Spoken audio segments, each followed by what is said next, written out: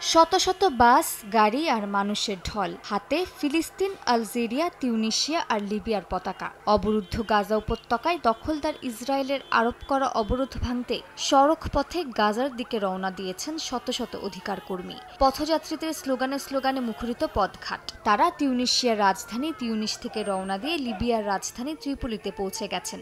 এখন তারা লিবিয়া হয়ে মিশরে যাওয়ার চেষ্টা করবেন, সেখান থেকে যাবেন গাজা সীমান্তবর্তী রাফা ক্রসিংয়ে। এই পথযাত্রায় আলজেরিয়া, মৌরিতানিয়া, মরক্কো এবং লিবিয়ার ১৫০০ জনের বেশি অধিকার কর্মী আছেন। এই সংখ্যা আরও বাড়তে পারে বলে ধারণা করা হচ্ছে। আমার বিশ্বাস, কাপুরুষ, নারী ও শিশু হত্যাকারী ইসরায়েলের বিরুদ্ধে ফিলিস্তিনিরাই বিজয়ী হবে। এই কারণেই আমরা আরব ও মুসলিম হিসেবে আমাদের ভাইদের পাশে হৃদয় ও আত্মা দিয়ে আছি। বিশ্বের সব স্বাধীন মানুষকে আমি আহ্বান জানাই, স্থল, নৌ, আকাশপথে এসে গাজায় পৌঁছান। জুলুম আর ভয় দেখিয়ে আমাদের থামানো যাবে না। এই কাফেলা শুধু রাস্তা পাড়ি দেওয়ার যাত্রা নয়, এটি প্রতিবাদের, মানবতার, ভালোবাসার যাত্রা। লিবিয়ার ত্রিপোলিতে বহরটি পৌঁছানোর পর তাদের অভিবাদন জানান হাজার হাজার মানুষ।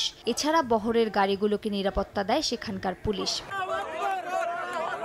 মিশরের পররাষ্ট্র মন্ত্রণালয় এক বিবৃতিতে জানায়, গাজা সংলগ্ন সীমান্ত এলাকায় আরিশ শহর এবং রাফা সীমান্ত ক্রসিং রয়েছে। সেখানে যাওয়ার আগে যে কোনো বিদেশি প্রতিনিধি দলকে অনুমতি নিতে হবে।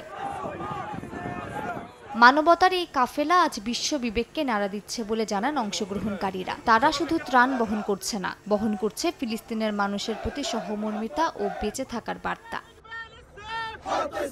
মালিহা সুহরওয়ার্দী, সময় সংবাদ।